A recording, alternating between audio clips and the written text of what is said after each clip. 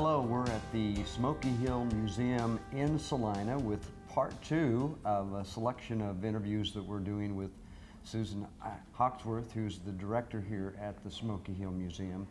And Susan, what kind of a museum is the Smoky Hill Museum? We are a nationally accredited history museum that focuses on Salina and Saline County of the Smoky Hill region. We're located in downtown Salina. So, accredited, what does that mean to be an accredited museum? Because that's a new term for me. I just thought a museum was a museum, but obviously that's not the case. So. For museums that wish to be, they can go through an accreditation process through the American Alliance for Museums. And this is a way to gain recognition for their commitment to excellence and their high standards in museum professionalism and public service. There are about 3% of museums nationwide are accredited, and only 11 here in Kansas. Is that process something that is ongoing? Or It is. We have to go through reaccreditation about every 10 years. Okay. So,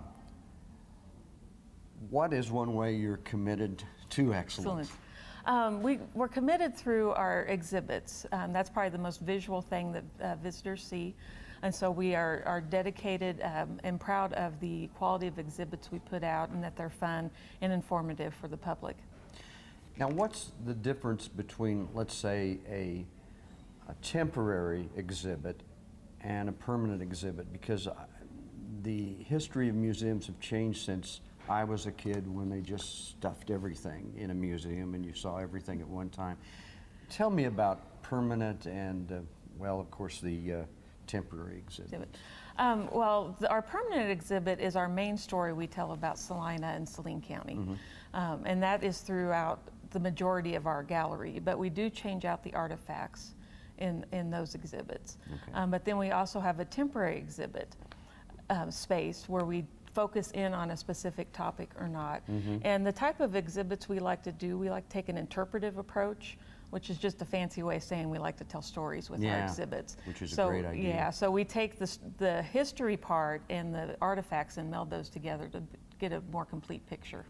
Okay, and the temporary exhibit that you have right now is the 60s. Now, I'm excited about this because, folks, just a few minutes ago, I was telling Susan that I was walking around their temporary exhibit of the 60s, and I'm a baby boomer, so I walked around it about 3 or 4 times, and every time I walked around I found something new, and that of course reminded me of something when I was growing up and, you know, in my teens. And it's a great exhibit, by the way. You've got to come and see it. But tell me about your 60s exhibit, because it is really a fun exhibit. It is. We've done several decade-type exhibits before, but when we looked at the 60s, we realized just so much went on that there's no way we could do it in just one exhibit.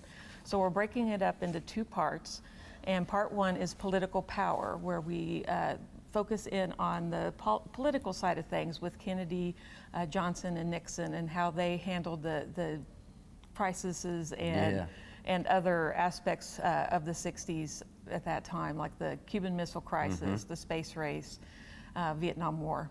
I noticed I was coming around the corner just into the temporary exhibit of the 60s and saw the debate between Nixon and Kennedy, the first debate that they did, and that's fascinating. You can stand there and watch that for quite a while, and you'll spend a lot of time in here.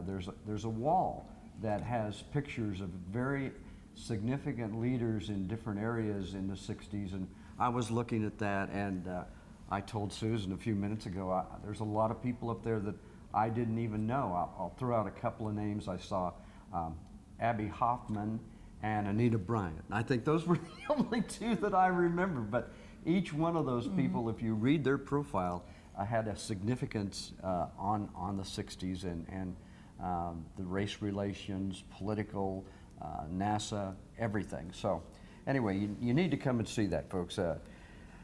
So if you're a visitor, they get an ID card. Tell me about the ID card. How does that work? We have a 1960s ID card, and it tells you who you are and when you were born, but not just your name. It doesn't tell you anything about yourself. So as you go through the exhibit, especially on that wall you mentioned with the list Yes. of names. You can find your person and find out why they were significant to the 1960s. Oh, how cool. And we took great pride and effort in trying to find those that were well known, but also those that weren't not quite as well known, which is probably why you didn't recognize all of them. Yeah, exactly. I But thought, wow. tried to hit all aspects of the 60s. Well, you did a good job because, like I said, it covers a lot of different areas from political to space to racism, and just a fantastic job. So I congratulate you. The on that. curators did an excellent job researching Yeah, they that. really did.